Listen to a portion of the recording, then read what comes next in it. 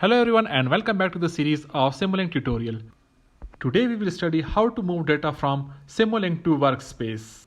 And for this we will continue from the example of higher order differential equation. In this case the scope represents step response of a third order system.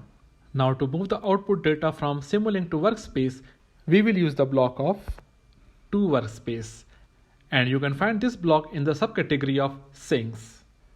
Now right click on the block of to Workspace and add this to our Simulink model.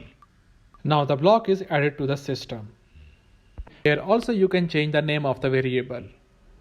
Double click on the block and change the variable name. Let's say the new variable name is output.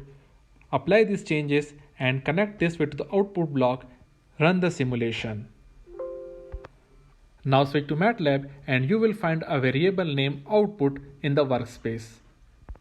Double click on this block and you will find the data of time and output data, or simply select the output variable and move to the tab of plot and click on plot.